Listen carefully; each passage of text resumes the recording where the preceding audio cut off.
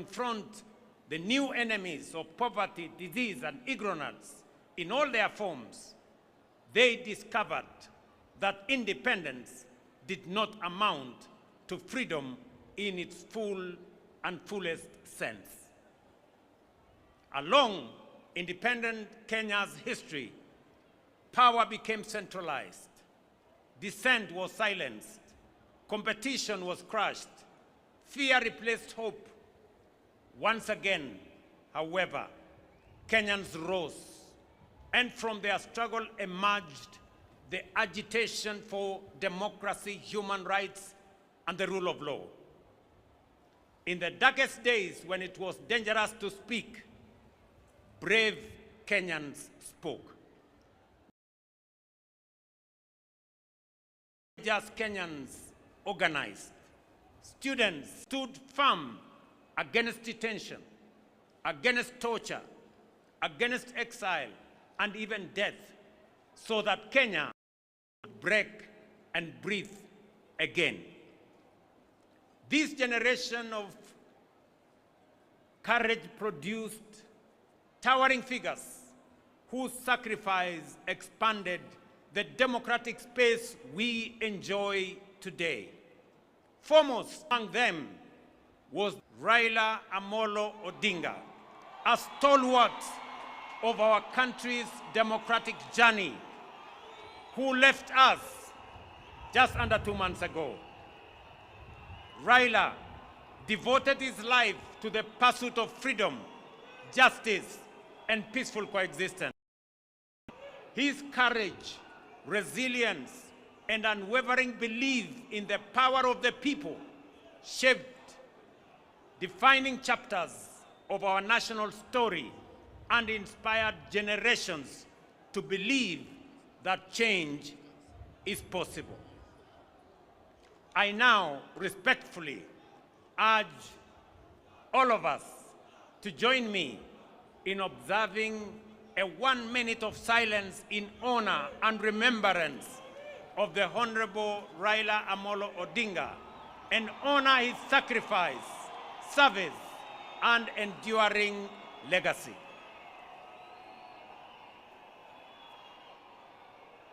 Tafadhali nawaomba tusimame kwa dakika moja kwa heshima ya kiongozi wetu Raila Odinga.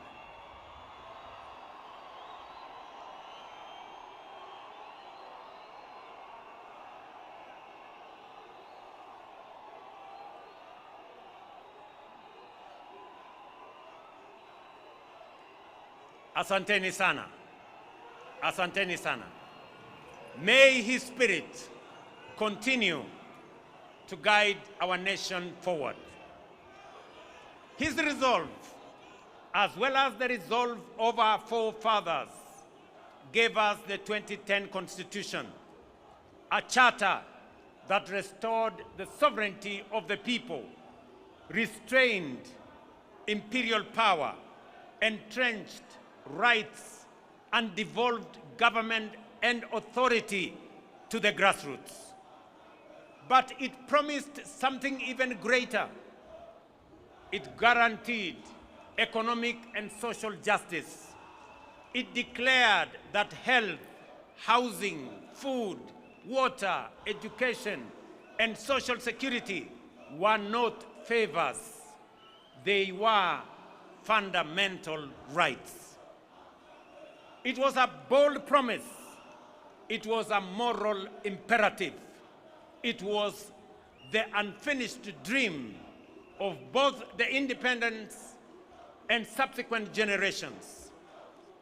Yet today, with honesty and humility, we must admit that this promise remains incomplete.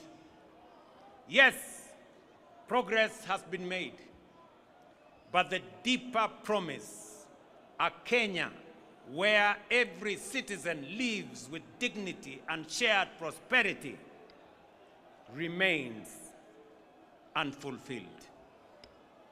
For too long, stagnation has returned in cycles.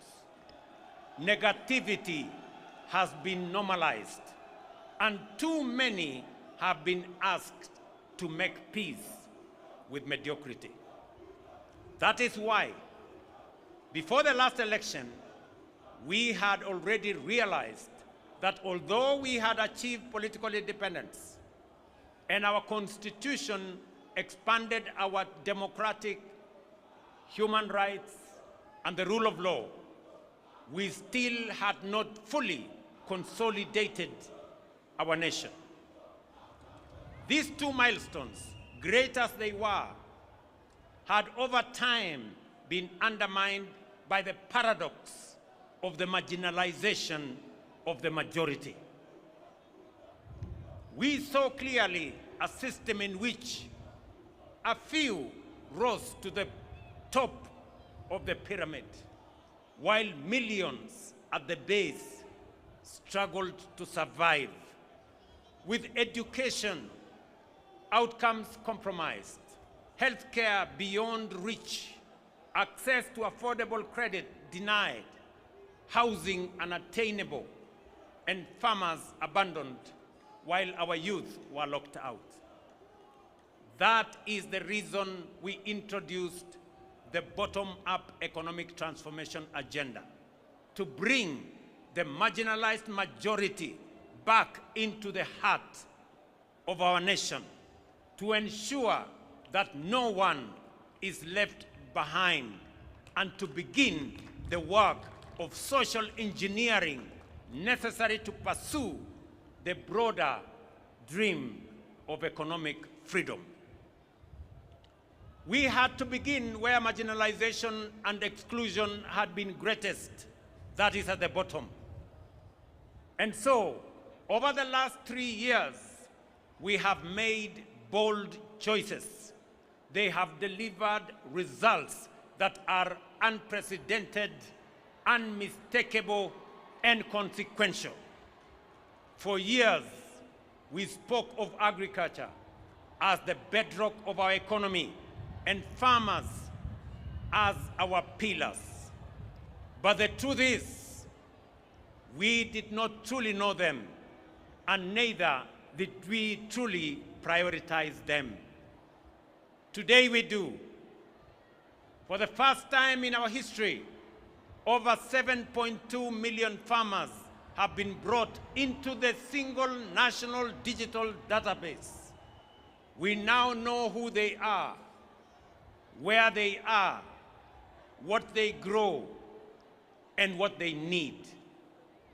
And with that knowledge came the power, not for brokers, not for cartels, but for the farmer. This digital platform became and is the backbone of targeted support, including subsidized inputs, affordable credit, and modern extension services reaching real farmers directly. We lowered the cost of production. We brought the price of fertilizer down. And in so doing, we restored profitability to the smallholder farmer who produces over 70% of our food. Fellow citizens, the results are undeniable. Maize production is up. Prices of flour is down. The tea sector is rising. Coffee is rebounding. Dairy is expanding. And the sugar industry has been reformed. By strengthening value chains, cooperatives, irrigation, and processing, we have built systems that work for our agricultural sector. And now, with millions of farmers no longer forgotten, we are ready to walk with them to the next chapter of economic freedom. 3 years ago, education was in distress. Classrooms were overcrowded. Many universities were technically insolvent, and teachers were overwhelmed. Today, we have hired 76,000 teachers, and by next month, a total of 100,000 teachers, the largest recruitment of teachers in Kenya's history. We have built 23,000 new classrooms, and 1,600 laboratories are under construction across the nation. Importantly, through the student-centered funding model, we placed the learner at the heart of our reforms. For the first time in our history, scholarships and loans now follow need and merit, ensuring that every deserving student has a chance and a just and equal opportunity to pursue their dreams. Nearly 500,000 students have already benefited from this funding model. Students who, under previous systems, would have been excluded by policies that failed to recognize them. This reform has lifted the financial burden from families and enabled students to choose courses that align with their talents, with their aspirations, and with the needs of our nation. Our healthcare